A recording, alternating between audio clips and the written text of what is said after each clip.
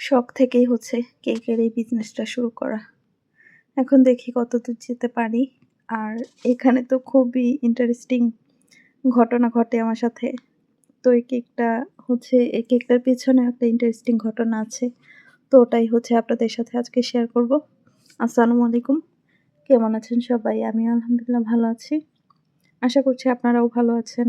কাছে দূরে যে যেখান থেকে ভিডিওটা দেখছেন অবশ্যই ভালো লাগলে লাইক, কমেন্ট এবং শেয়ার করে দিবেন। আর কে কোথা থেকে দেখছেন অবশ্যই কমেন্টে জানাবেন। ১ পাউন্ডের কেক অর্ডার করেছিল। তো সেই অনুযায়ী আমি হচ্ছে ১ পাউন্ডের কেক পিস তৈরি করে তারপর হচ্ছে ২ টা স্লাইস করেছি। আমি সবসময় চেষ্টা করি ২ টা স্লাইস করারই। কারণ আমার মনে হয় যে ৩ টা স্লাইস করলে কেকে ক্রিমের পরিমাণটা বেশি চলে যায়। অনেকেই হচ্ছে ক্রিম খেতে পছন্দ করে না। সেইজন্য আমি হচ্ছে ২ টা স্লাইসই করি সবসময়। আর এখন হচ্ছে আমি সুগার সিরাপের পরিবর্তে মিল্ক সিরাপ দিচ্ছি। তো বেশি করে মিল্ক সিরাপ দিচ্ছি। আর এইটার কাহিনীটা বলবো আপনাদের, ওয়েট করেন। কেকটা অর্ডার করেছিল আমার কাজিনের বান্ধবীরা। তো ওদের কার জানি একটা বার্থডে ছিল। তো তার জন্য হচ্ছে এই কেকটার অর্ডার করেছিল।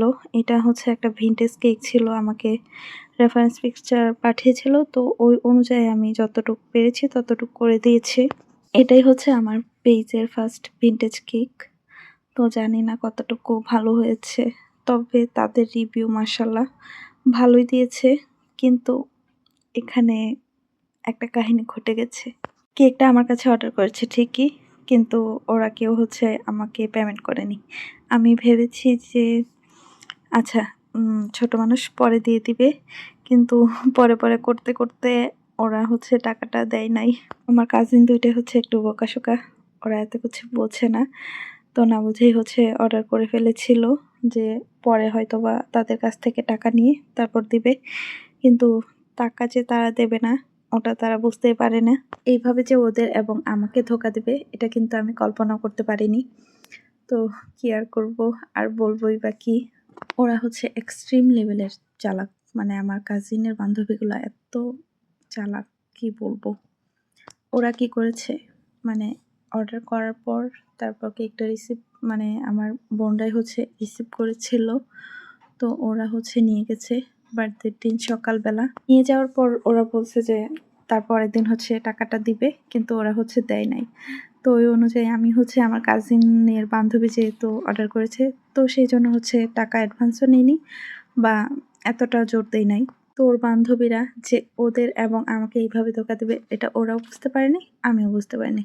ওরা করছে কি জানেন? আমার কাজিনটা হচ্ছে ওদের জন্য আলাদা গিফট নিয়ে গেছে। তারপরেও হচ্ছে ওরা জোর করে বলছে যে কেকটা হচ্ছে তোদের পক্ষ থেকে গিফট। এখন তো তারা হচ্ছে খুবই মানে ভ্যাবাচ্যাকা খেয়ে গেছে। তারা কি করবে কিছুই বুঝতে পারতেছিল না। এদিকে গিফট অলরেডি দিয়ে দিয়েছিল। তো এইভাবে হচ্ছে ওরা আমাদের বোকা বানিয়েছে। তারপর আমার বোনরা হচ্ছে ওদের কাছে অনেকটা টাকা চেয়েছিল। পরে তারা আর দেয় নাই। তারপর হচ্ছে অনেকদিন কাটার পরে আমি আর এত বেশি জোর দেই নাই। এই ছিল হচ্ছে কেকের কাহিনী। ঘটনাটা এমন হয়ে গেল, বার্থডেতে গিফটও নিল আর কেকও ফ্রিতে খেলো।